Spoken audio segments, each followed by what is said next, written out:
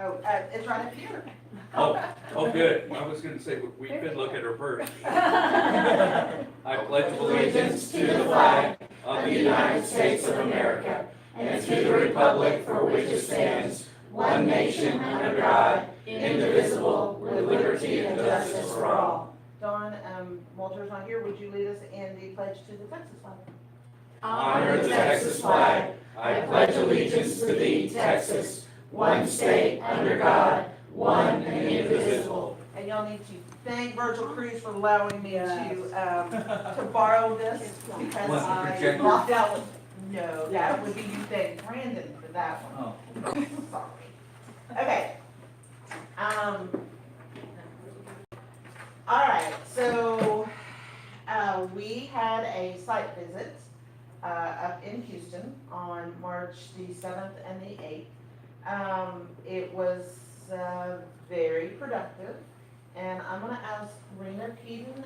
For those of you who do not know, Rena was on the committee last time, and she ended up taking on a whole new thing, space planning, when we lost our space planner in December. So she did it by the seat of her pants in a very short amount of time. Jack also I don't took know on what the. took her so long. I know, damn it.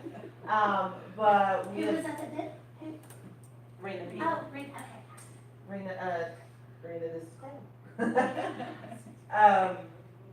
So I'm gonna let her kind of talk about what we've done, if you don't mind, just a little bit about the space planning, where we're at, and the challenges that we might face. Okay, it was our second visit. The first visit we had, and you have to, I think when you walk around these convention centers and understand the enormity of the space and the hotels, you can't keep it in your head with just one visit.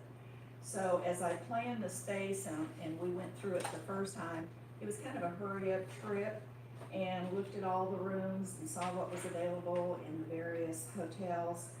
But I'm gonna have to do this several times, I think, to get it in my mind, just what the space looks like. If someone calls me, will it fit their needs? Because I don't only plan for where we're gonna have our SDs and our CDs, everybody that wants to have an event at the convention will come through me. So I've gotta know what the rooms look like, and will it fit their particular population and that sort of thing. So as of right now, first of all, we found out that the contract really didn't have the right dates and spacing that we thought they did. So we had to get that corrected, and we had to kind of renegotiate the spacing. At this point, I have laid out spacing for all the CDs and all the SDs. We will fit in the convention center on the 3rd floor, all of them, so that people will not have to go up and down the stairs and things. There will be some things happening on the 2nd floor. They really won't impact the population. There may be some tweaks here and there. So I will start working on getting a better handle on the space available for various events.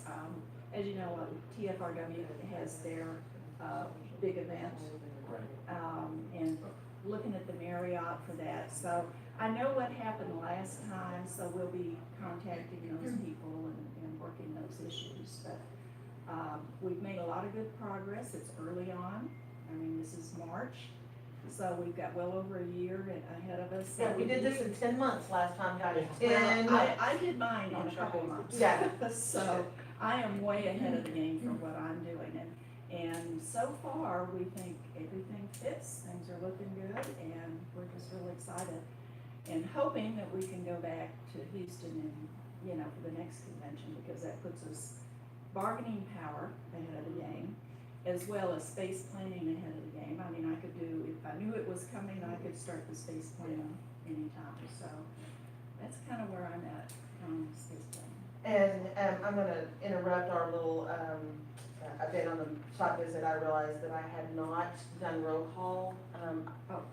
So I need to do that real quick. Give me 1 second here. If you're not here, speak up. Yeah, immediately. Just give me a second. I can bring up my And for the letter. minutes, I'm supposed to list everyone. Hurrah, hurrah. I don't mind. A little slow, like a lot of. I know, I'm fixing to, call them out if I can get my behind in here, yeah. Give me 1 second, guys. I'm scribbling down. Okay. Carla Sisk, Here. Don Elliott, Here. Jack Barcroft. Here. Jan Duncan. Here. Linda Kenny. Here. Mark DeRazio. Here. Mark Dunham. Four. Nita Davidson. Here. Susan Fisher. Here. Tanya Robertson will be here as soon as she is, she's just taking roll call on the other one, that's what reminded me of that. And Walter West, he will be here as well, which is just almost 100%. Not call my name. Oh. Oh, there's Susan Fisher. P-E-E-D-E-N. Oh, I'm sorry, because this is a SREC, Wendy, and you're on the working group. Rena is on Oh. the working group. So I'm in the wrong group meeting. No. No. You can still. You're not getting out of this. I thought I was gonna be on both anyway. I thought that's what you decided. Well, I mean, they didn't, it is. Yes, an I really SREC. are. It's Sorry. our chambers, which is how I asked him to set it up last time, was with our members. But this time he separated them out, and anybody could be on the SREC one. Oh, okay. I didn't know it was Okay. Alright, so, while we went down there, to San Antonio, we also, talked to the partners, or, sorry, I'm still in San Antonio. Switch gears. I haven't made it to this century, no, sorry. So when we were in Houston, we also met with partners. Kyle was there with us. We met with Smart City. I know that, several people have, talked about the challenges that we had in committees in terms of, internet. And so we're already starting those conversations.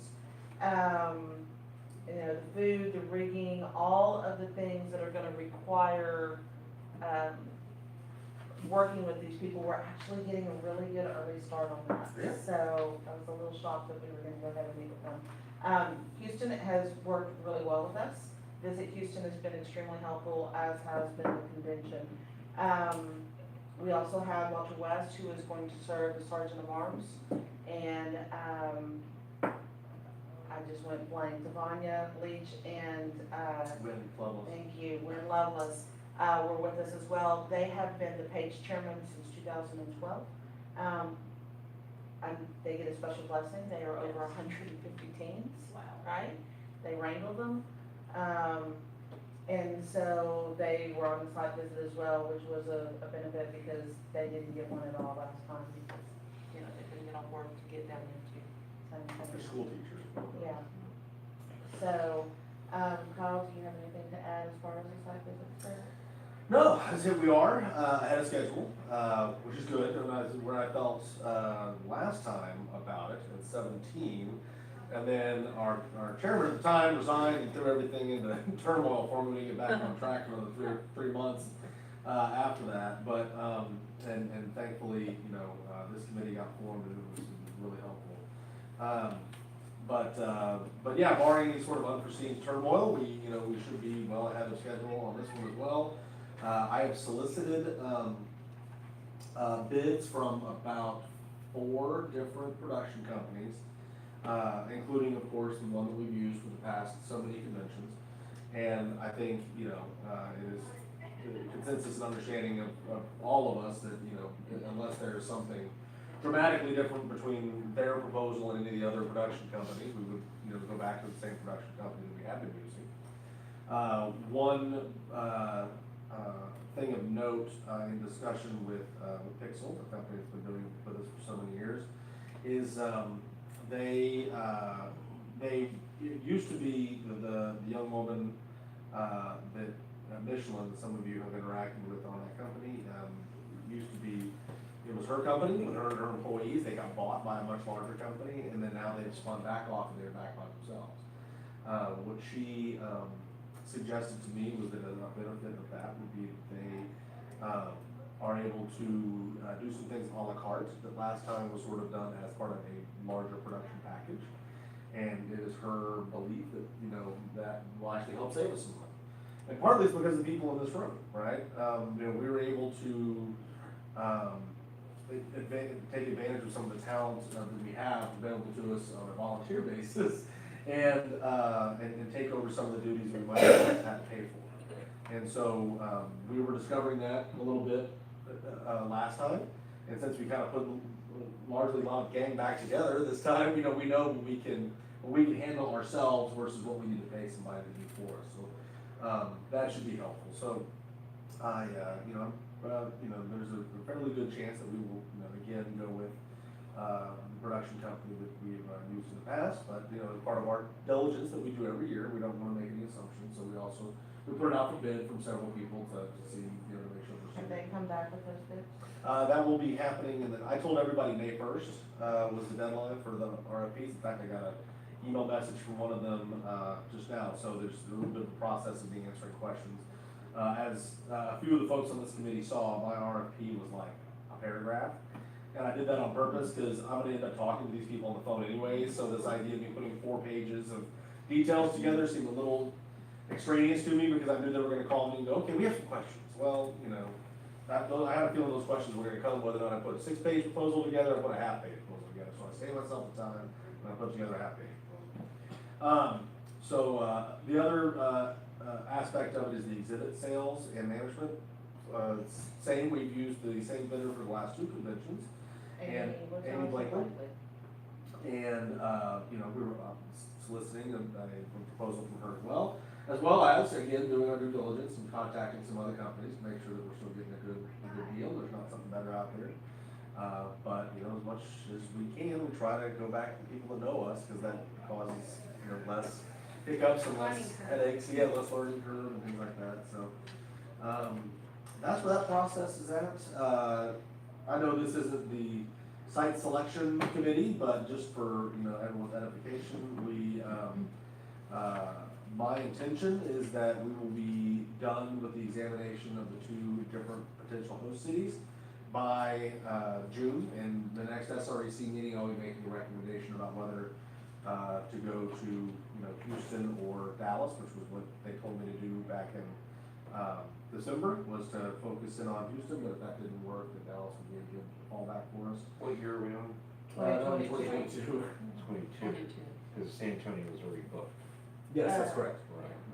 I think you need to start investigating now, though. For 24? Yes. And I would make a suggestion that, Just get the space, You're right. the location. we run it, especially if it's not Houston, that you want it to run into people that have done it before, so that we can kind of weigh in on maybe what We is don't know what my necessary. recommendation is. I recommend we go back to Houston. And I would say And that's that's what the SRC is. probably the strong possible, that's probably the, I would say the advantage is stronger there. The 2 things that, I would say that inform that are, in Dallas, at least so far, they've only offered us 400 rooms at the Omni Hotel, which is the one that's actually attached to the convention center. For reference, in 2016, we had 800 rooms at that hotel. So, that's obviously a demerit for them. There's of course, we'll talk about the advantage of going back to a convention that we just had, since everything, you just sort of kind of take it and move it over and plop it back down. But I am glad that we have put a little bit of a space gap in there, because as we did this walkthrough and we continue to have discussions with them, I am realizing some of the things that you don't think about ahead of time. Well, how much is electrical drop? How many do you have in each room? And, things that I would like to go back to them with regard to the 2022 bid and say, okay, having learned more about your facility, here's some things that I would like to request some concessions on, or, some clarification on our discount, whatever. So I am glad that, we took our time with it a little bit, because I think it's gonna help as it informs, the final negotiation with them for 2022, so. That's basically all I got. Well, and I want to take a minute to say, God bless Kyle, because, he's got us going, well, wait a minute, what about this? Well, wait, you need to do this. And so, he is very patient, and we've worked well as a team. Oh, absolutely, this is great. We've got, I don't think you were necessarily thrilled with the thought of it. I had heard, there might have been some challenges last time, but for whatever reason, those challenges, They have not Whatever reason manifested. those were, and yeah, they did not manifest, and it's been a huge help to me to have everyone's help. Well, and it is, I mean, he has been very patient when I'm frantically texting or calling, so. And I will call you back at least within 4 or 5 days. Yeah, and you can tell when I start going, can you call me? Do you have time now? Are you available? Are you seeing my text? Yeah, that's about that time, I'm like, okay, I gotta call now. This is serious. It is, okay. So just hit, fast forward to the, are you seeing my text? Yeah, exactly, start with that, you know. And then he's gonna go, no, wait a minute, I don't have any other text. You're not tricking me this time, yeah. Are you, Go ahead. are you going to work to have the electronic voting? Okay, we're gonna address that in here, but it's on the agenda. Oh. Here is, I just wanna go one other thing. He mentioned the hotel blog at the, what the Omni's willing to give us in Dallas. Currently, we have, at the, Marriott Marquis, we have 823 rooms basically on peak night, which is Thursday. We only have, we haven't gone back to them as far as I know. We did, yeah, we did, well, I'm having conversations with them, there's nothing Okay. finalized yet, but based on y'all's recommendation and your conversation with them, they reached out to me and we just need to work out the final details. Somebody Okay. said with 2 and 4 year notices, we just can't get the whole lot. Yeah. You're not joking. Yeah. We have a substantial less number of Wednesday night rooms, given the fact that we are looking at an early start on Thursday. Most people will most likely want to come in on Wednesday, and they will say we don't have the rooms available if they're trying to get on Wednesday once those, I think it's close to 400. Kyle's working on getting it up closer to what it is on Thursday. We also have an additional In the 100. Hilton, is that what you're talking about? No, in the Marriott. We have Oh, in the 100, Marriott. we have 150 rooms in the Marriott. Y'all need to be aware that while the Marriott, I'm sorry, in the Hilton, in the Marriott Marquis, we do have the ability to carry our guns. In the Hilton, you will not have the ability to carry your guns. Marina and I sat down with the security and the event planner.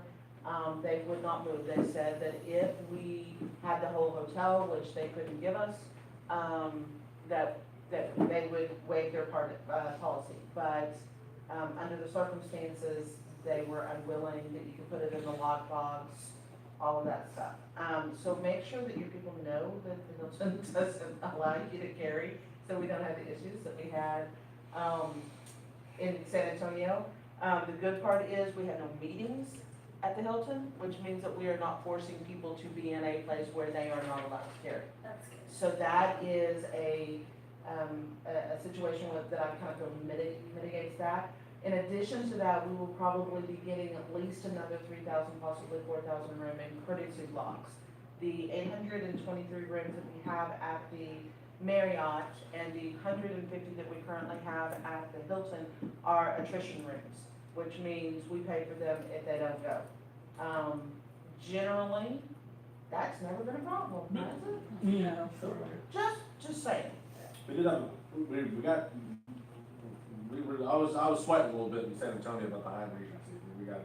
We did a room audit and we covered it, but there was a while there I was a little stressed, because there's so many hotels in downtown San Antonio. Well, and I will tell you, there are a lot of hotels. We stayed, visit Houston, I got us a hotel room at the Embassy, which is right across from Discovery Green.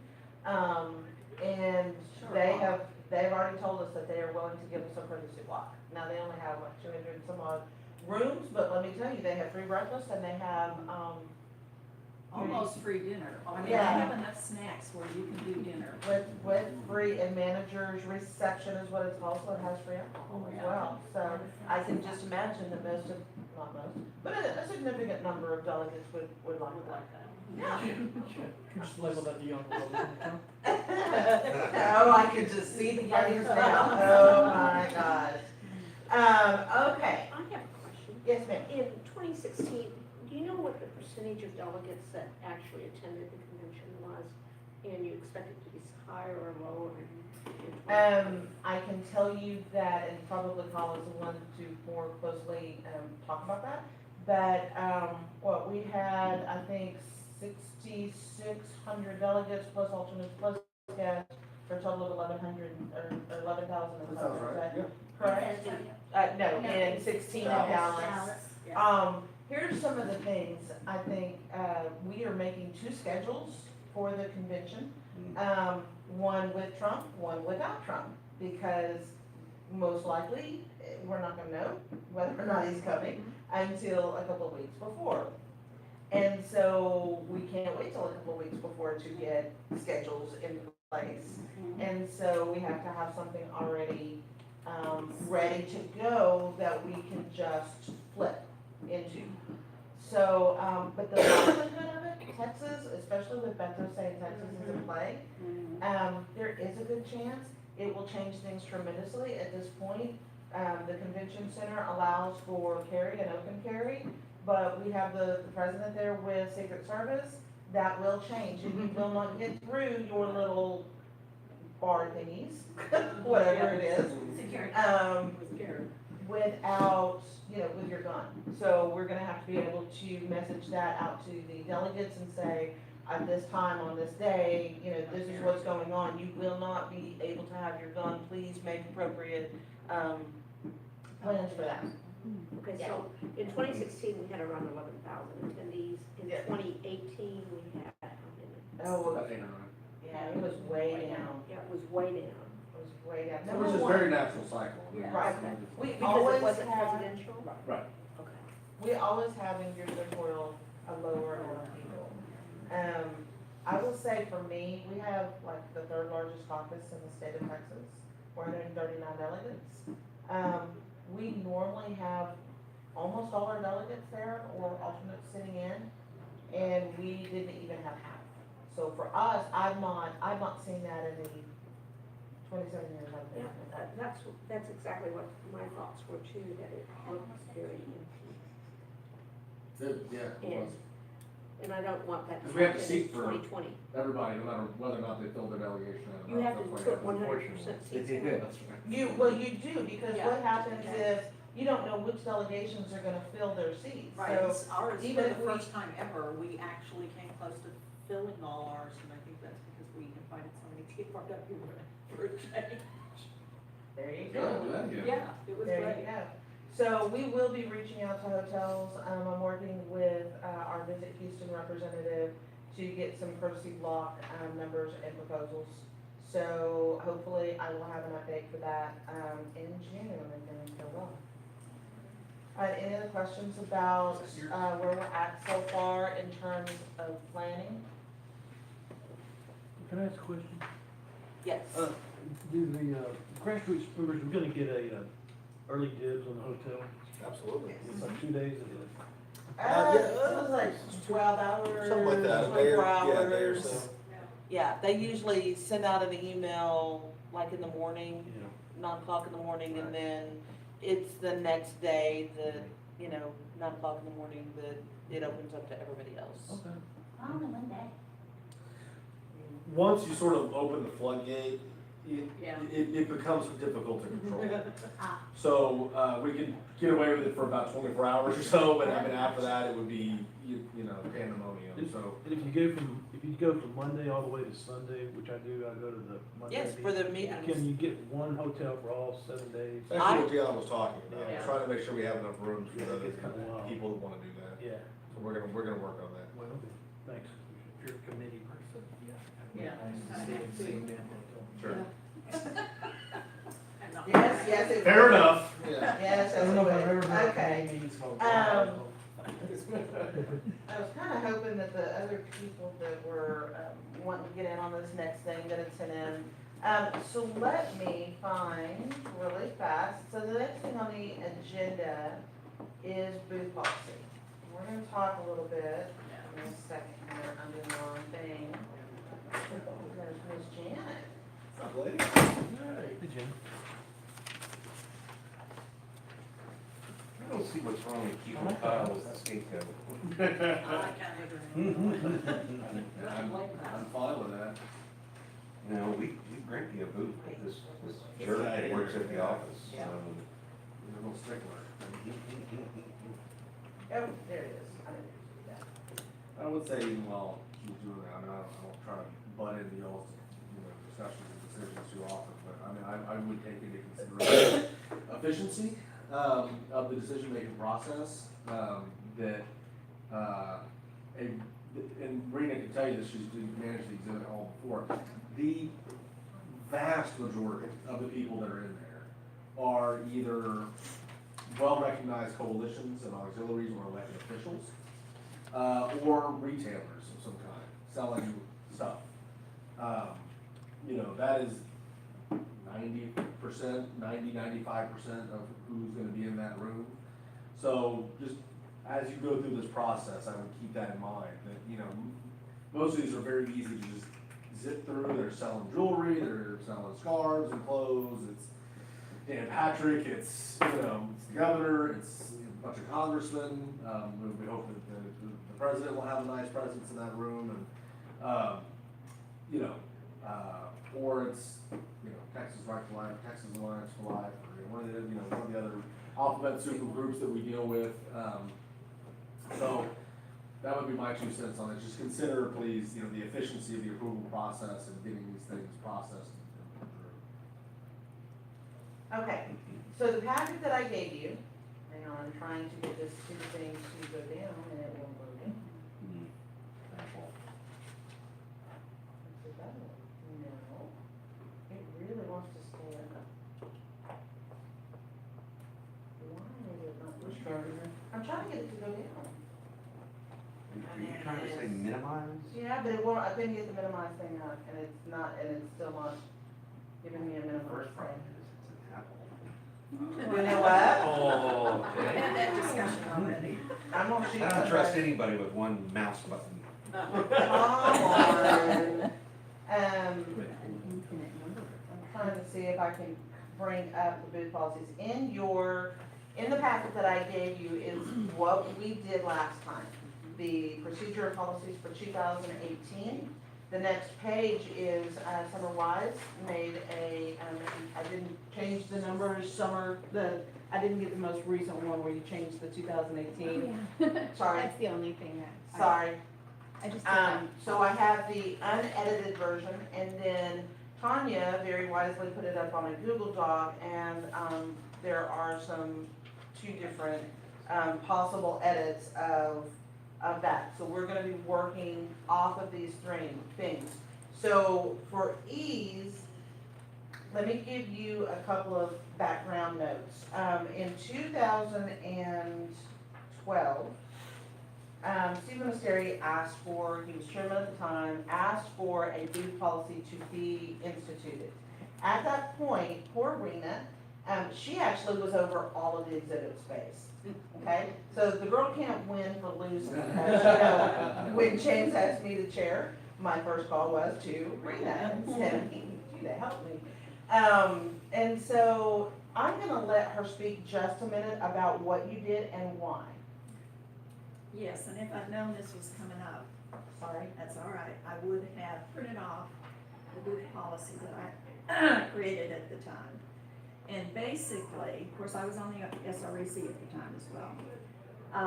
The booth policy accepted applications, had some restrictions that they must meet the 12 principles, and they had to be approved by the officials committee. So I took every application, and as Kyle said, 95%, even higher, you have no problem with who the vendor might be. It's very obvious when you get one that might tweak members of the SREC. So the process at the time, and I did have a flow chart, which would have been nice for y'all to see, but the process at the time was I got all applications, I reviewed all applications, took their money, and they understood, as I had conversations with them, that it was accepted conditionally. That I did not officially accept any. They all went, I did my charts, you know, put the people on the list, and sent it to members of the officials committee. Now, as you got closer to the convention, you know, the officials committee had to meet a little bit more regularly if there was an issue. We had very few issues, but we did have a few. So it was a very easy process. The officials, got an update. Whenever I got an update, I just forwarded it to everybody, highlighted those that might be an issue, and then there was some discussion about that. And the thinking back then was, it's really the SREC that makes the policy. It is, sorry, it's not the staff. I don't know what's it. And, right, but so when it changed to the staff, I think I was secretary party at the time when that happened, and I did not comment on any of it. But, I didn't quite understand why that was happening, because really, if an issue comes up, the people that are on the SRAC are the ones that are gonna take the hit for it. And so in my mind, they need to be the ones to approve it. That's not the way it happens now, but I'm telling you what our thinking was at the time. So it worked very smoothly. We didn't have any issues whatsoever. When an issue came up, the officials committee handled it, and that was the end of it. So in 2016, it was brought up, and after a 2-hour discussion on My the, first SREC meeting. on the floor, SREC.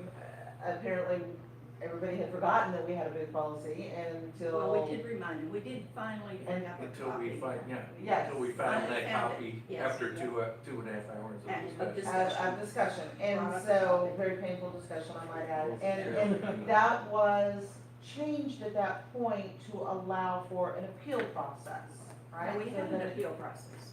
Okay. We already had one, absolutely. Okay. That was part of that grant I put together, is if it's not accepted, here's how you might appeal it. No, we had all that in place. Okay, cause I don't think that was that was one of the big things I remember being in the discussion No, in it sixteen, was in and there. then it was changed. Well, no one had read it. I mean, that's all I can say. Nobody on the SREC had read it, so. Including me, I'm just calling to it. Didn't affect me at that point, I didn't care. No offense. I take no offense either, but the job was done. It was done and done well. Now, I will say that in 18, it was changed again. There were, at that point, we were in place. There was an SREC member who had a different opinion about how it needed to happen, and it was, we instituted some of his recommendations, and in our recommendation to the full SREC body, where it was amended again. That's what you find right here, all right? That's what was done.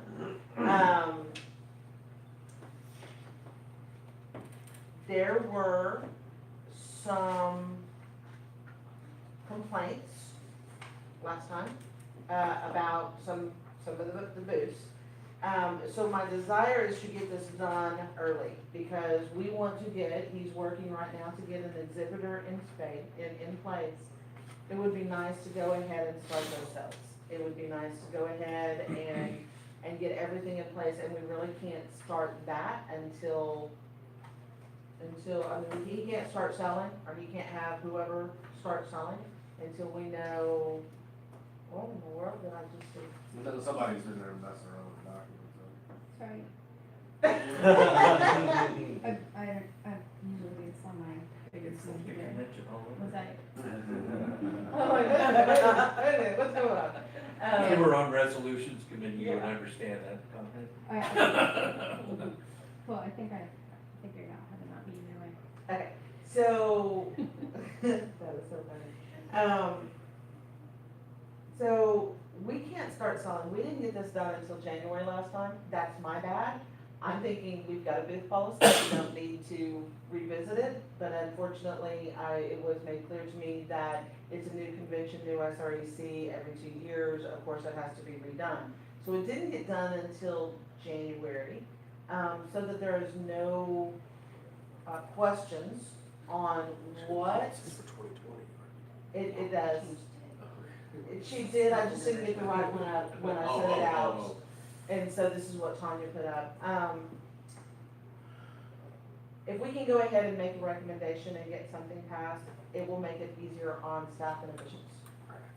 So, That is what we are hoping to get done, and maybe minimize.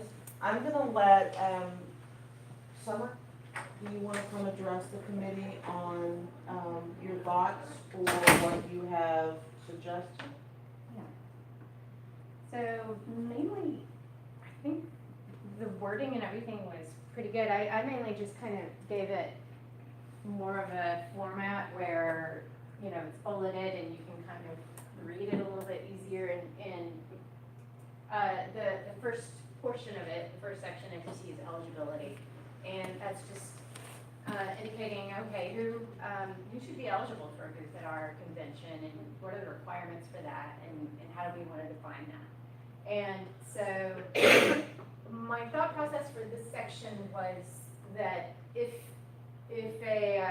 RPT has already designated a group as an auxiliary or coalition, or then they've basically already been vetted by our party. Or if they're an elected official or have won a primary, they've gone through a process already too that has vetted them, and I think would qualify them for, to be eligible to participate with the booth. So those are kind of what I pick here, candidates. My thought too is that if someone's already had a booth at the convention, they've been vetted previously. However, I got to, Mark and I were talking about that some, and we've had some cases where we've had someone who's had a booth in the past, and they had, I don't know, memorabilia that was not appropriate or acceptable. So that may be something you guys want to talk about and just see how you feel about it. See if there should be some additional requirements for that type of scenario. Let's see. And I mean, all of this was already in there. I just bulleted it, so everybody can kind of clearly go through it. That's a suggested edit, so. Yeah. Let's kind of stick to your thing, and then we'll come back to the edits and stuff. So this was already in there. I just kind of laid it out as a process. Completing a registration form and submitting it. And then I think the application would first go to RPT staff, and they could review it. They have information on what the criteria are for someone to be, to have a booth, and they can make the first pass. And then if the officials committee can review their findings, and then if they want to make any changes, then they could vote on what those changes would be. Can I ask a question? Is the payment submitted with the application? No, you have to be approved, so because of the approval process, we hold it for you, and then once you get approved, be it by our staff or whomever, designate to be the approval person, then the charge we run. Did you have a question, Mark? Or did you have a comment? Yeah, I was gonna sit there and say, based on that one comment you were talking about, some folks bringing some things or materials or something that may be inappropriate. I think one of the big, if I remember correctly, one of the big things that folks were concerned about is like some groups bringing stuff to the floor and trying to stir controversy on the floor, whether it was like, I think the last time it was like legalizing marijuana or something along that nature. And you saw, to me, it just seemed to create an image to the press, because the press flocked over to that small group of folks who were holding up signs, to legalize marijuana, and when you read the press afterwards, you just swear to God that, it was a huge majority of folks or whatever. And whatever the issue is, I'm just using that one as an example because that one happened in the past.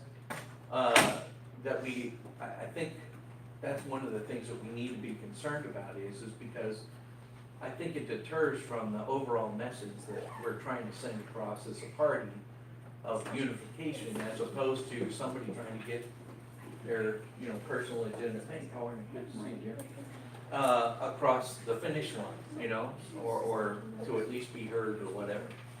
So that's one of my that's one of the things that I would ask folks to consider when we're looking at folks who are putting booths up, you know, or putting some things out that may be inappropriate or whatever. Can I ask a I quick will question speak on a that? moment Sorry. I was just gonna say, could you, Hang on just a second, Jason. Without objection, can we allow Jason Vaughn to ask a question? Okay, good. I was just gonna ask if there was a specific booth that, because I walked all over there and there was no booth promoting legalizing marijuana, so I was just wondering where you think that came from. No.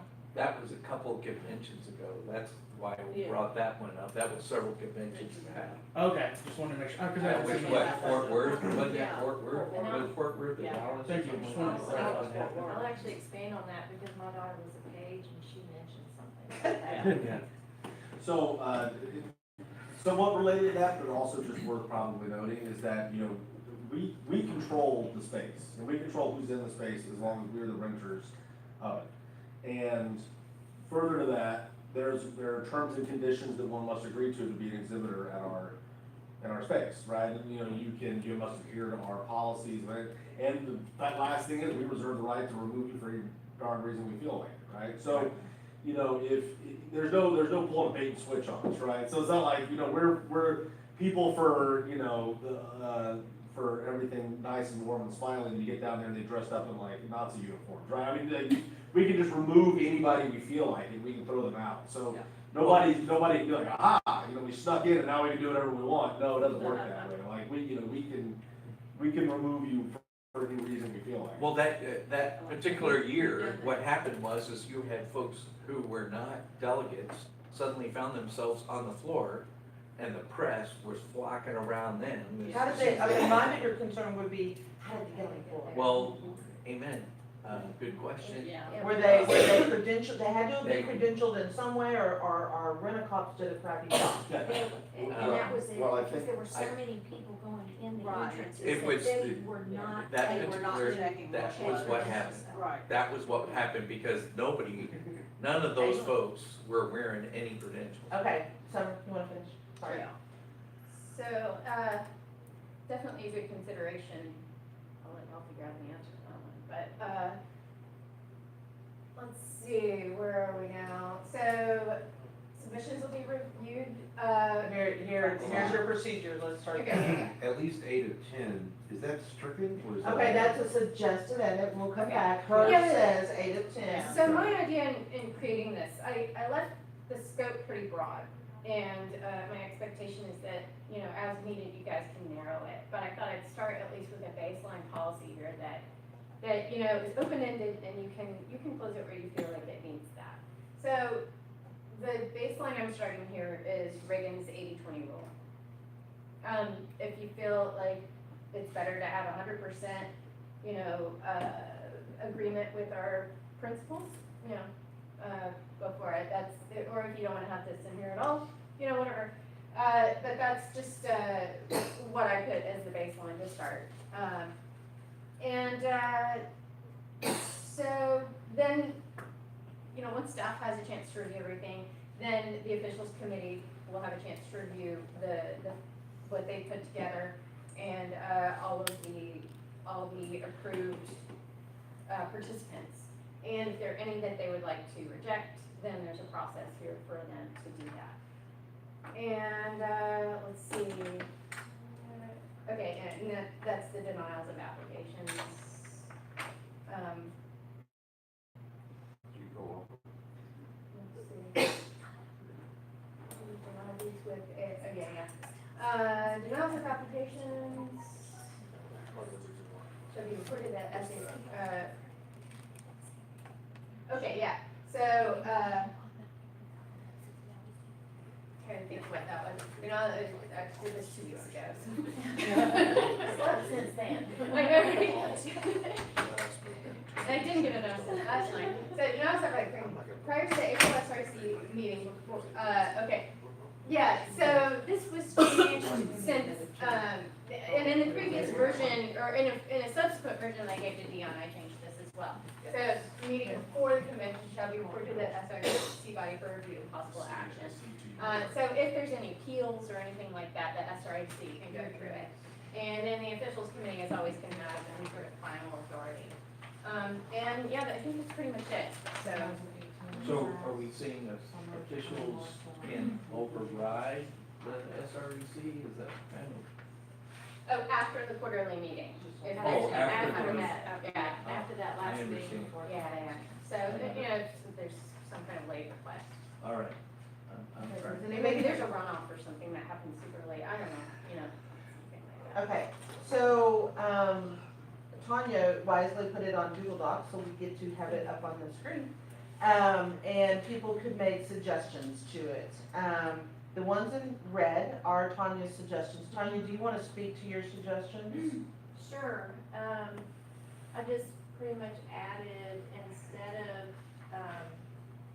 cause I know staff, RPT staff got a lot of kickback the last couple of conventions. And I thought it would be, since the officials committee are elected by the body, that, you know, if they have more of an accountability to the body. So, I was just pretty much moving that to the officials. Which is what you were saying, and you did I in will 12. be happy to resurrect what I did, because it covers all And of Tanya, this. you may not know, she did the entire exhibit thing and came up with a policy in 12. Oh, okay. And we've had a policy, I don't know what happened to the policy, I mean, I don't know about that, but everything went through officials, we did not take it to the whole body of the SREC. And I will also mention that the Friday prior to convention, I sold a booth. Now, what we did was work, where's Kyle? Right, Was he- I agree. Okay, what we did was work with, the executive director and make sure there was no objections. I mean, you wouldn't take someone that's gonna create an issue on a Friday. But if it's someone that, you know, is not gonna create an issue, executive director had the, ability, you know, working with of course, I was on the SREC, not a hired person. But we had the authority to go ahead and sell that extra booth. Yeah, and I will just add to that, that there are a lot of booths that come in late because they're bargain hunters, right? Right. They know they know the game, right? They know that we've got space, we'll sell it for less if you come in late. You're not gonna get a very good location, but if you don't care about that, then, you know, so we get a lot of late. I mean, we had a couple people who came in literally off the streets in San Antonio and paid, you know, like on the spot, to get a booth. And they complained about the location on my average. Well, I'll be. How dare they? Well, and the way I had the process set up, and like I said, I created a flow chart, which was a lot easier to read. But it took the, you know, if you denied someone, it showed how they can go through that process and appeal it. But the appeal process did not come to the SREC, is that what you're saying? No, well, the SREC approved the overall, plan, you know, the process that I wrote up, but everything was done through officials. I mean, I sold booths and I put them on a list, they went to officials. I only highlighted the ones that had potential issues. And I think you've got people intelligent enough to decide, hey, this one may create an issue, let the officials decide whether they wanna do this or not. I mean, nothing was raised to the level of the SREC, because the officials is your working group, you know, when you can't meet in the SREC, but we never raised it to that anyway. The process started and ended with the officials. Okay, hang on, I think someone has. I was just wondering, my thought of indicating that staff would review it instead of officials, did y'all have the bandwidth for it? I was thinking, I since don't these know what were you mean kind by of, bandwidth, I put it on a Excel and sent it out. well, I was just thinking, my thought process anyway for having staff do it was that I would imagine these applications kind of dribble in, and so since that's the case, then, and staff is always available and around, that So is the person you hire to do the exhibit hall. They're always available, and they're the ones Yes. talking to the vendors. I mean, when applications are coming in throughout, you know, the months leading up to Right. the convention. So that was my thought process of having staff review it, is that they would be able to turn it around quickly instead of waiting for regular meetings. That was never an issue. Okay. I don't think it's ever been an issue, and my thought, and it's different, you know, everybody's got their different way of doing things, is that It's not something you want the staff to review. It needs to be the officials committee. Yeah, a real quick thing, instead of, it may be beneficial to us, instead of giving the discounted at the latecomers, thing, Now, I never that did what you do, I would suggest, the way I would suggest that you do it is that you have a cutoff date, whereas if you come in after it, you actually have to pay more, not less. Therefore, it will help you in setting up, what's gonna be, set up for that date. From a backwards planning standpoint, as a military man, it's always better to sit there and know, Reliever special. what that is, and therefore, then if you do have those folks who are gonna sit there and say, hey, I'm a t-shirt salesman and I wanna get my t-shirts there, I'm here locally and I wanna get in there, well, then they'll know that particular cutoff date when it's gonna be here and it's gonna be X number of dollars more or whatever, if you want to get a booth.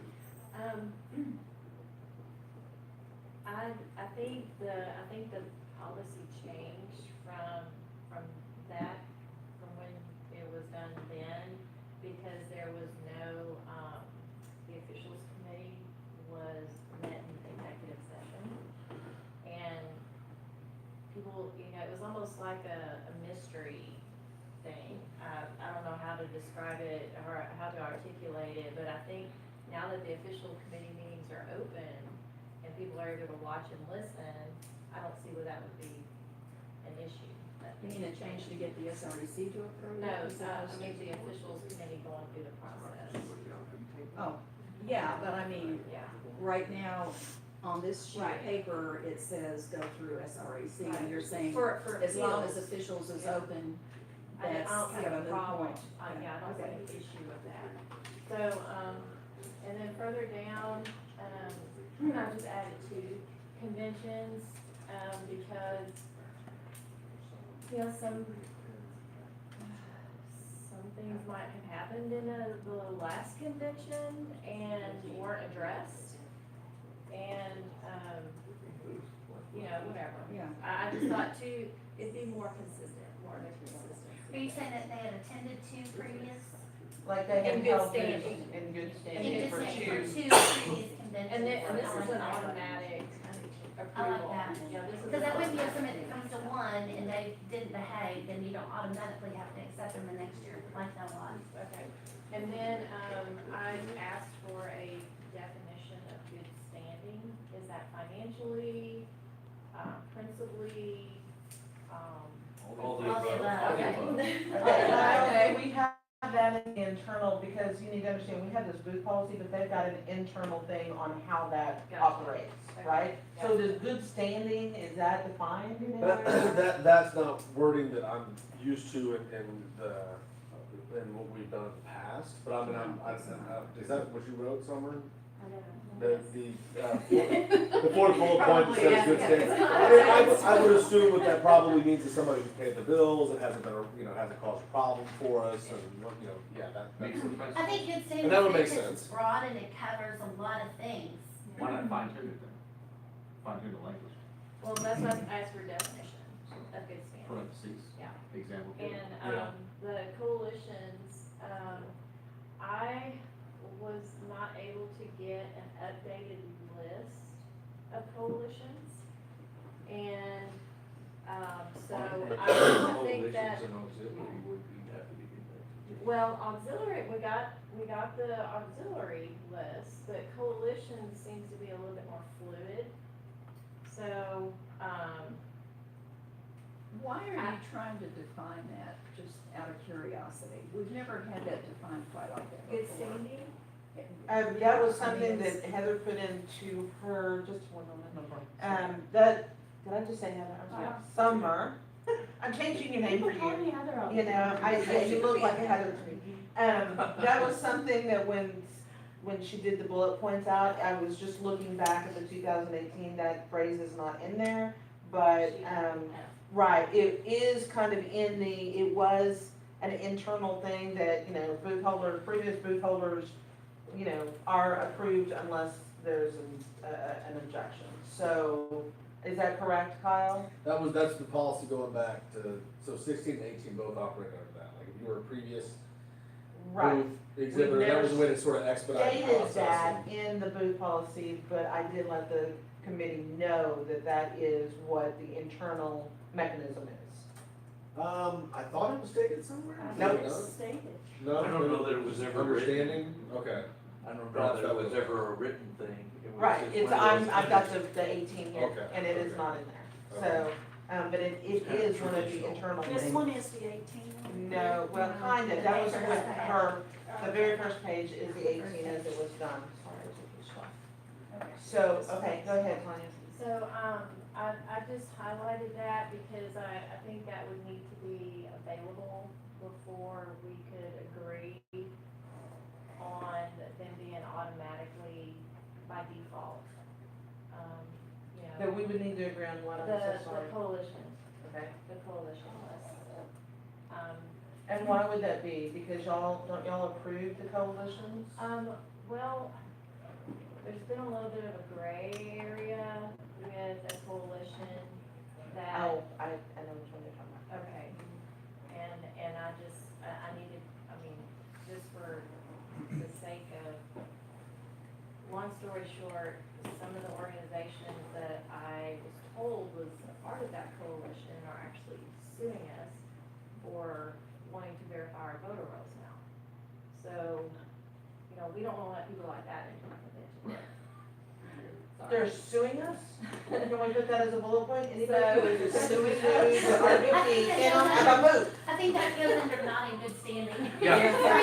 You're not in Yeah, good standing. I would say It's that too would much. qualify as not good standing. I think it's not good standing. Okay, that is something I was Define not it. aware of, but So- okay. I mean, you can use it for Okay, whatever. So let's- we wanna make them not a coalition? Well, that's why I wanted a list, because I was told that that was a coalition of these organizations under a banner, and, Okay, I think I know which one. you know, I just think an updated, real-time list would be helpful before we make that determination. Yes, Mr. Can I Parker. get a reminder of what our goal is with this? Our goal is we are going to, but at this point, we are allowing them to explain why they are making their suggested edits. Then we will take it step by step, and I will ask for someone to move something in terms of booth policy. Got it. Okay, Tanya, go ahead.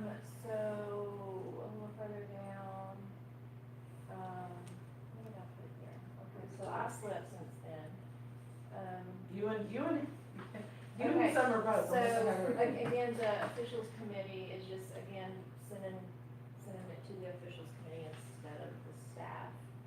And,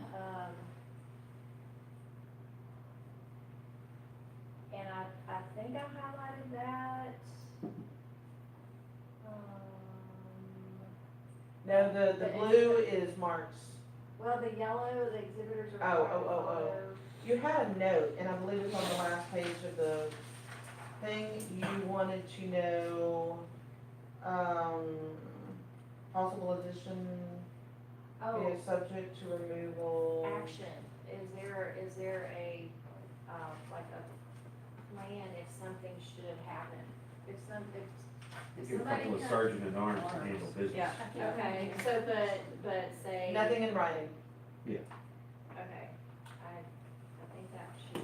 And I think the document, doesn't it currently say you've gotta follow the convention center rules and exhibit? Yeah, I was about to, so in the Yeah, terms and that's- conditions yeah. of us accepting you, there is language in there, we reserve the right to Just remove you if just we're the- deem that you're doing something unacceptable or disruptive or something, so all that is in there, and even if it wasn't, I suppose they could sue us if it, but Yeah. anyways, but. The application. The application does have terms and Right. conditions in it, and, Does the committee have a copy of the entire packet? Because a lot of this is redundant. that would probably have been smart, maybe I can produce that for tomorrow, Okay. but, right now I don't have it on it. Okay, and just quickly at the, down at the bottom. Number 2. Number 2, again, putting it back on the officials committee. And the reason I struck out the 8 out of 10 is our principal I would agree that the 80-20 rule with our platform points, but not with our principals. Okay. So you're saying they should adhere to all of our, Absolutely. I think so. I'm 100% agreeing with you, don't get me wrong. It used to be. Yes, I remember they, And, you know, again, with our platform, that's a different story, but our principals, that's our base. And I just struck out the April and put the meeting before the convention. Yeah. And the officials committee will deny booths with I struck out super and put majority. Okay, quick question, I'm sorry. Without Probably check out the objection, date too. without objection, we have a question from an SREC. All right. I am a proxy today, if that, so I'm sure. Okay. doesn't matter. I'm sorry, okay, no, I meant for an auxiliary, so we were supposed to have full rights No. to the state, but anyway. That's what I was told before, just to clarify. Okay. Anyway, so you said we used to have 12 principals, so obviously our principals change. That's what I'm wondering, so what were the two that we took out? So, because obviously that they're not consistent and they do change from time to time, so that's what I'm wondering, what were the two that we've removed? I don't know, but it really doesn't matter. The principals are the principals and they ought to be adhering to the principles. But I'm asking because they do change, Doesn't obviously. matter. If you state that, Right, it then we'll then go forward for Yeah, it. it's, they're written in the convention, you know. But we used to, and we create the principles, but the principles don't exist once the convention starts. Yes, it is. No, the chair said it last time when we had this conversation.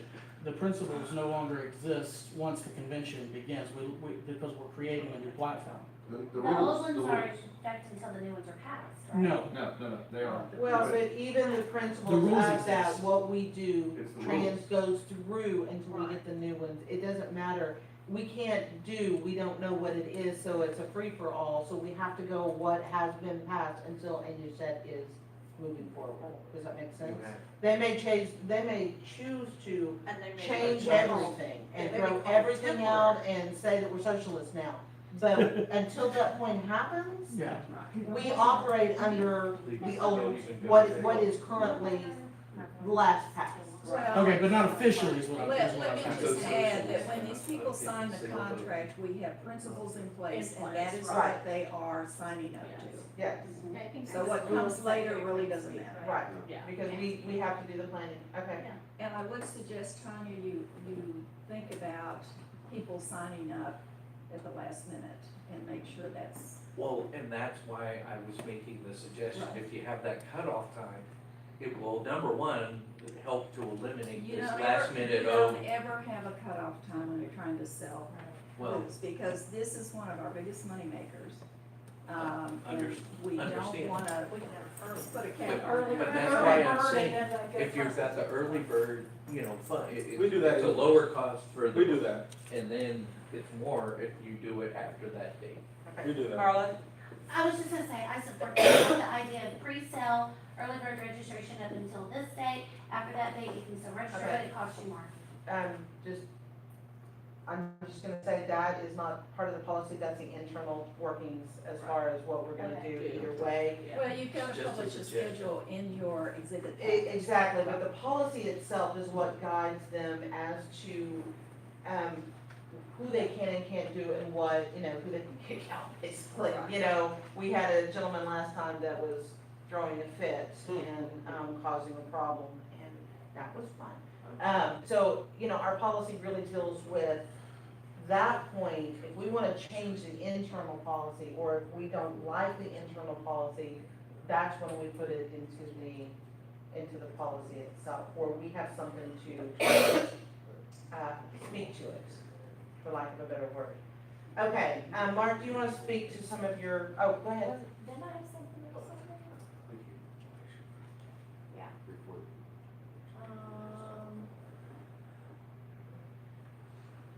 Where'd it go? It's at the bottom part under. Scroll up a little bit. Uh-huh. This way? Should be printed in your packet too. Yeah, I printed it off, but I printed it off Wednesday, so. The say that aye. comment up there. Which comment? Oh, you wanna look at the comment? Possible addition via subject to removal, or they may be removed upon a majority, conscious, Well, that's supposed to be consistent. consensus from what? That's not making sense. Okay, so what she's trying to bring your attention to, look at the last page in your packet. And I'm not sure where you're wanting that to show up, but, possible addition via subject to removal. And then it's a quote, or they may be removed upon a majority consensus of the officials committee, chairman, convention If committee. there's a complaint, during the convention, that's where I went to addressing a removal policy. And I know that the, Sergeant at Arms is supposed to handle that, but who does he or she take their order or their direction from? They take it from Kyle, they take it from And how? James, they Well- take it from me, they take it from, well, But you've got to give the person running the exhibit hall that authority, because when I had an issue and I had to have the sergeant at arms come in and remove somebody, I had the authority to do that. And I don't think you can set someone up to run the exhibit hall unless you give them the authority to manage the, internal workings of it, because they're gonna be responsible for it. Now, and actually, that was actually brought up by Kyle. Kyle, Kyle, who's the young lady, with the, who are we working with, who's the business? Who's that? Oh, but the woman who managed these at the Amy? Space Force last time? Amy, yes. Okay, so she stated she did have a problem where she wanted to grab a cop because she needed it, and what you're talking about. Only problem with that is, and Mark can vouch for me on this, I think what would be better is if she had one standing by her side. Yeah. And we had that provided where she comes out, it comes out of their end because that's what she needs. But at the end of the day, she gave me an example of being in Dallas and she had to pull a cop immediately. He's on his post, he has an area, and that's one of those things where as soon as that happens, we now have a vacuum. And in this day and age, I deal with, we will be dealing with most likely the president, Secret Service and all that in the city of Houston. So this day and age, that would not be smart to be able to say, we grab a cop. So if we have one. Well, who's I with us- will tell you that I had 2 doors into the exhibit hall. Right. I had 2 on each door. So Right. for me, it was just, I walked to the door and said, I need you to come get this guy out of here. Right. And that's what I'm saying, and they should be able to address that, but, I think she had made the mention that she found an issue with that, so if she has one with her at all times, then we're good. Yeah, if you've got the people. Right. Well, no, we, But I totally understand what he's saying. You can't pull somebody, a police officer off of a post because that police officer, you're putting that police officer in a difficult position because he's assigned, he or she is assigned to a certain. he's watching, and the cops that they get are gonna be, they're not just your street cop, these are guys that are looking at weird people, they're looking at funny hairdos and things like that, and they're going, oh, well, yeah, Randall here is one of us. Well, and I'll give you an example too, like when the Trump, thing went off in El Paso. They basically, the Secret Service walked in and sit there with a laundry list of names before, I didn't know this until afterward, but they had a laundry list of names of folks who were normal workers at the facility, and they said, this person, you can tell them to go home, this person, they wouldn't even allow them to be there during the week that they were setting up. Right. They sit there and go, you're not gonna be working here this week. And Secret Service already had gone through the list of everybody who was working there at the facility and said, you go home, thanks. okay, so we're running out of time, so, So one last thing I wanted to address, I think it's something on there about protests and demonstrations. It was further. So, to me, like a protest or demonstration might mean something different to somebody else than what it means to me. agreed. And, number one, who would be the authority to determine whether that was a protest or a demonstration? And what's wrong with peaceful, as long as they're credentialed, Right. what's wrong with a peaceful protest or demonstration. Done lots of those, I did them yesterday. Just saying. Okay. That was in the previous policy, so it was just copied over, so that's a good point. Okay, so, Mark, you had a couple of suggestions in here. Do you want to speak to them, or do you want to, what? Do you want to- Well, yeah, I had, actually, I had two of them. All the way to the top, the following, I just struck every, well, first of all, I'd like to thank Summer for putting this together, because once Summer did this, then I was able to say, oh, okay, I see what we have and what we're trying to do. Even though she added a few things to it, she did a great job, and I appreciate that. And so it was just easy for me to go through it. I struck the first bullet points because, I want to level the playing field. People change, values change. We don't want to obligate a future administration to what we're doing now. And they need to have the ability to be able to say, yes, you can have a booth, or no, you cannot have a booth, or, just things happen. So as we go down through, you'll see why we do it. Can I? Yeah, go ahead, Summer. Okay, so one thought that comes to mind on that is that I think it helps people who would like to be applicants to know what the criteria are if you identify some criteria. And it helps them to not believe that the criteria are arbitrary or that they're personal judgment. It protects the people who are making those decisions if you spell it out. And you say, okay, you need to be one of these guys, or you need to give us a reason why you should be participating. Yeah, well, the criteria is further down the criteria is the platform and the principles, mainly the Okay. principles. That's what the criteria is. And so anybody that wants to have a booth and meets that criteria, then they need to be open. When we start detailing it, this person can have it, this person can have it, this one, then all of a sudden we get bogged down in the details, and it's like straining at a gnat and overlooking a camel. You don't want to get involved in those details. You go broad, you give the people that you give the authority to the ability to make a decision. You trust their judgment, they make a decision. If they meet the criteria, if the applicant meets the criteria, you go with it. If they don't meet the criteria, you deny. It's simple as that. And then, we have too many rules, we have too many regulations in our country. And it's hurting us, it's hurting our country, it's hurting us our ability to be able to have the ebb and flow of conversation and ideals and to agree and disagree and hammer out these situations. And so that's why you see me strike. I like to strike a lot because I want to give the people that we trust the authority and the responsibility to carry out the will of the convention. The spirit of, well, in debating a platform or something that, well, that's basically what it says, but, it's not quite written properly in order for us to understand what they're saying, therefore we can't have that platform.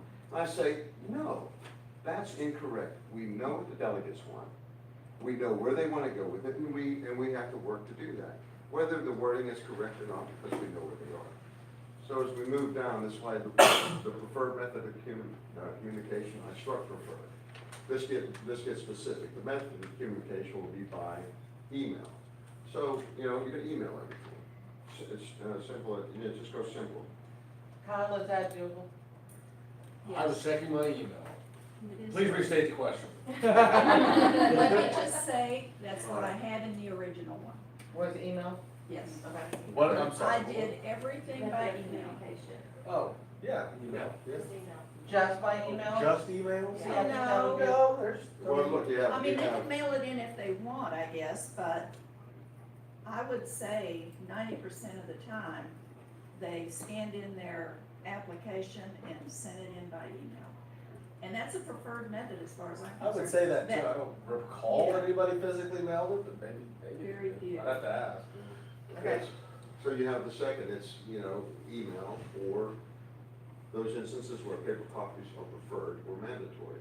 And that gives the people that's handling paperwork to decide, I'm gonna make this mandatory.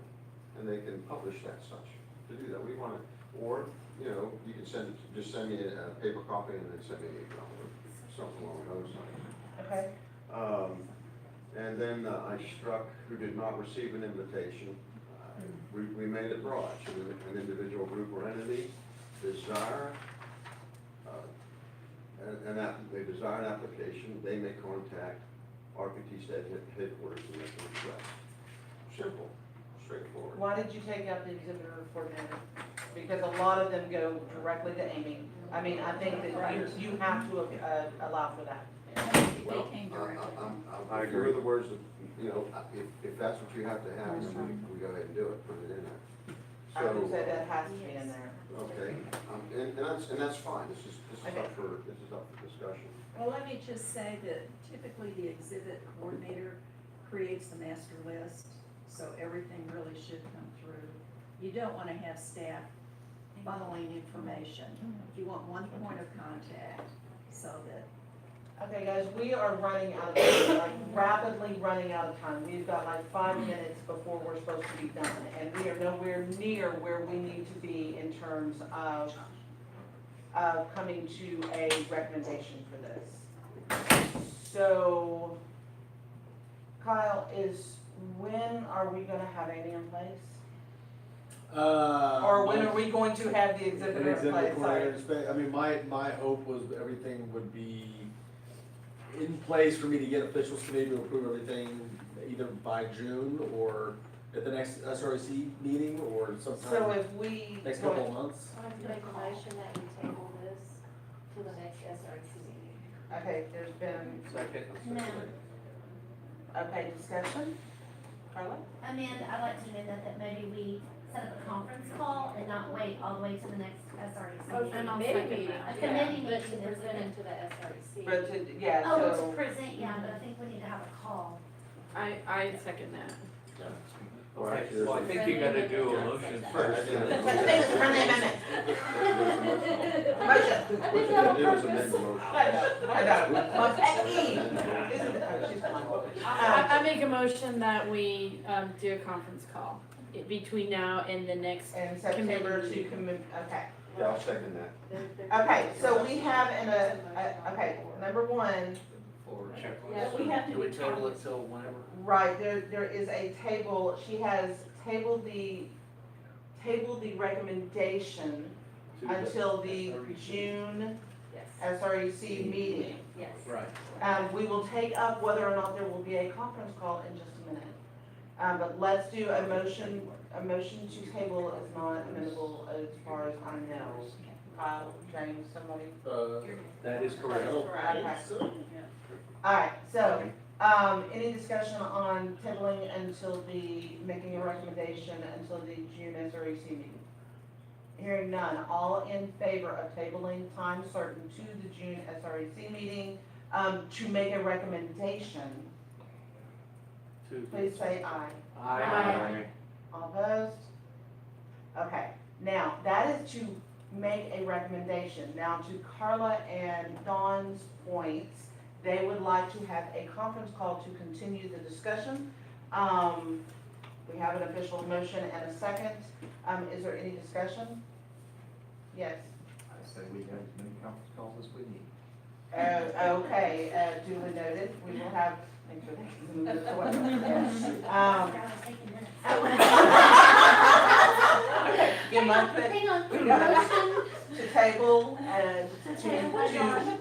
no, to table by Tanya, I mean, to make a recommendation to the June SREC meeting. Pass your separate.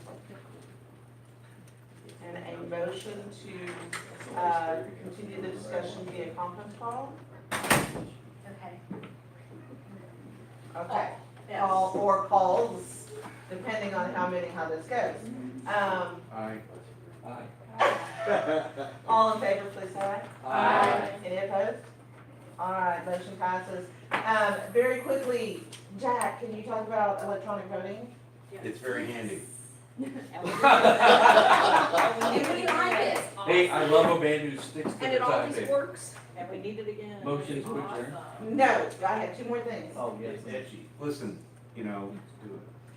with the mix of senatorial, congressional, I think that logistically, it's gonna be an uphill battle to use these things at everything. So we're gonna have to choose whether we use it at congressional or whether we use it at senatorial. I would suggest we go by size of the districts, because the bigger the district, whether it's congressional or But you senatorial. have more votes in the congressional, just FYI. Okay. Because of the delegates to the national I would convention. say we use it at congressional, it's still gonna be $100,000, but I did some math. And if we were just to buy these things outright, it'd be astronomical. But it would pay for itself in a couple of conventions. I mean, you're talking like $225,000, but the gotcha is the annual licensing still comes out to $93,000 a year. So it's obviously better to That's what I'm looking at, Jay. lease What if versus it's obsolete for purchase. 2 or 3 years and you Yeah. come up with something better and more? That'd be nice. But that's the lease will be approximately what, $100,000? A year. Yeah, for Oh. each convention. I mean, a lease, where we rent them like we did Okay, last so time. last time what happened was we had each senatorial district, come in and raise the money themselves. There were 13, I believe, that did that. We did it. And it was It went very smoothly, but there were several people that came to me and said, how come we didn't get it? I'm like, because you didn't raise money. And so there has been discussion on whether or not it needs to be part of the convention and everybody gets it, or do we do it the same way? So it is something that we are going to have to discuss and take up. They have talked to us, or they have sent a couple of emails on contracts. Kyle, you're aware of that, Jack. So just, we may have that on the conference call as well, so that we can make a recommendation, at the June meeting. And I want to give the floor to Walter, who wants to talk about Thursday night welcome event very quickly. Very quickly, Thursday night, welcome event, we have the ability to possibly schedule Discovery Green, which is the green space out in front, which can hold thousands of people. I've talked with several pastors around the state, and I'm wondering what it would be like if we had a faith and family night that is not RPT sponsored, but we allow that space to be reserved via checking on the price and getting with these folks, getting permits and all that stuff, and pass it off to them, to where we can get a hold of that right now, or not, within by the June timeframe, but to where we can get that set, to where we can have something that is open. The goal is, it would not just be Republican based, but, it would include everyone that's in Houston. I know it's in Houston, I grew up there, and it's rapidly changed. However, this would be a great inclusion to changing the atmosphere and winning hearts and minds, because it's not just about bringing Republican voters to the rolls and to the ballots. It's about bringing new people in. Right now, if we stick with being bold in Texas and we stick with family, we're going to speak to the Texas model. And as y'all know, Texas is the battlefield, and it's going to be the battlefield for the nation. So this is where we need to be. So traditionally, we have a welcome event, and basically on Thursday nights of the convention. I think, if I understand Walt correctly, what he is proposing is basically that we take our welcome event and turn it into an outreach event. Okay? You know, outreach and voter registration. I kind of, I agree. Okay, so this is something that, again, we are going to have calls on this quarter, guys, because if we are going to do this and we want to move forward with something like this, then we are going to have to already get the Discovery Green, reserved, we're gonna have to get permits, there's all sorts of things that are gonna have to fall in place if we're going to do this, and this is not a small undertaking, let me make this clear. So, so if that is something that y'all wanna do, then we need to have further discussion on it, and we need to do that fairly quickly. Because this is an SREC committee and not the working group, all of our calls are subject to the 5-day notice and, open meetings, so just FYI. All right, if there is no other business, no other comments, Move to adjourn. all right, we have a motion to adjourn second. We have a second, all in favor? Aye. All opposed? Thank y'all. I nominate you. Huh? No.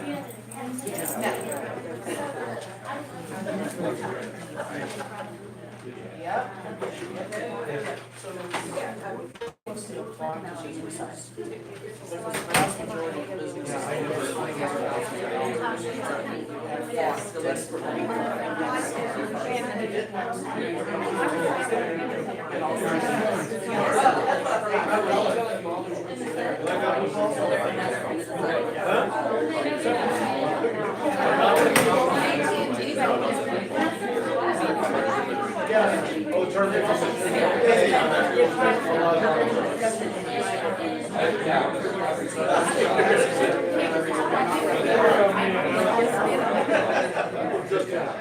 Good. Did we ever get to finish our phone call or did? Actually, what had happened was after our phone, I went ahead and I forwarded your stuff on to San Antonio.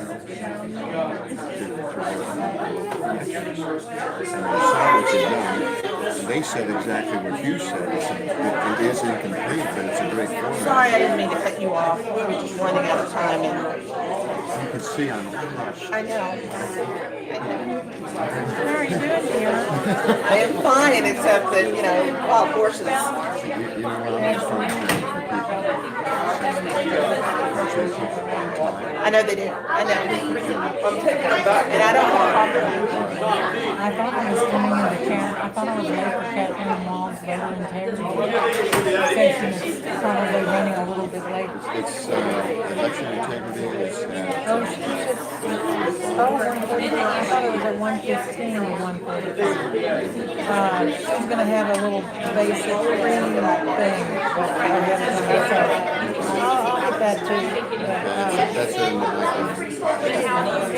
so they so I kind of and he said we can tweak it now. I think they can use it because it was really well done from what you've done.